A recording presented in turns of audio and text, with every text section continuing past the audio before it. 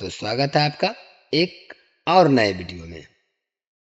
आज का सवाल कह रहा है कि भूमि से 100 मीटर की ऊंचाई, कोई बात नहीं, सवाल को पढ़ते चलेंगे और बारीकी से समझेंगे। भूमि से 100 मीटर की ऊंचाई, पहले तो हम ऐसा एक काम करते हैं, एक अपना ये जमीन ले लेते हैं, ये जमीन हो गया, और भूमि से 100 मीटर की ऊंचाई, मान लीजिए इस जगह से ऊंचा ऊपर जो है ये कितना, 100 मीटर, ये 100 मीटर तक का ऊंचाई है।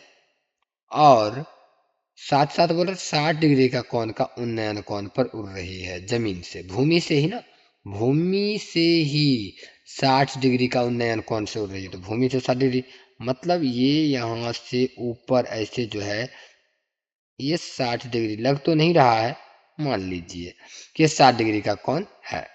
तो अब 60 डिग्री का कोण पर, उन्नयन कोण पर, या यहाँ पर कोई पतंग उड़ रहा है, तो इस पतंग का ये जो डोरी है, डोरी तो तिरछा ही रहेगा ना, ये वाली डोरी, तो इसकी लंबाई कितनी है? तो मान लीजिए कि ए है और ये बी है और ये सी है, जिसमें कोण बी समकोण हो जाएगा।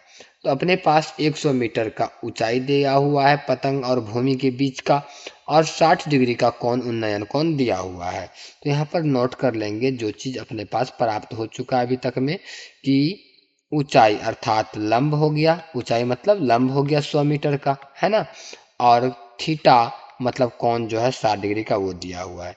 हमें पता करना है कि कर्ण कितना है इसका, यही डोरी की लंबाई कहलाएगी, कर्ण बराबर हुआ अर्थात AC निकालना है हमें।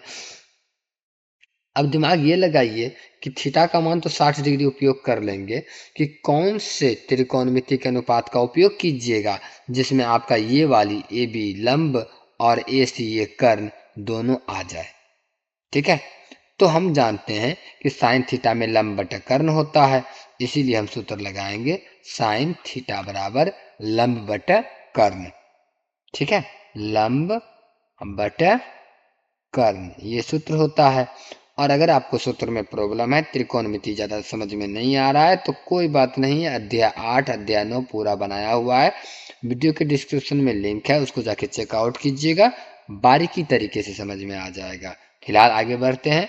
साइन थीटा अर्थात थीटा के जगह पे 60 डिग्री रखना है हमें, तो यहाँ पे लिखेंगे नूनू साइन 60 डिग्री बराबर लंब का मान कितना हो जाएगा 100, और कर्ण तो है नहीं, तो कर्ण को आप कर्ण छोड़ सकते हैं।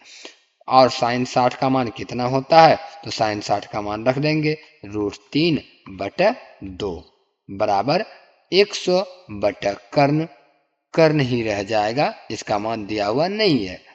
अब इसको अगर बाय क्रॉस गुना करें तो √3 कर्ण बराबर 200 होगा, यानी कि कर्ण के बराबर हो जाएगा 200 बटा √3, अर्थात यही आंसर हो गया कि डोरी की लंबाई 200 बटा √3 होगा। ऑप्शन नंबर सी सही हो जाएगा। ठीक है, वीडियो पसंद आया तो लाइक कर दीजिएगा, चैनल पर नए होंगे तो सब्सक्राइब भी कर लीजिएगा।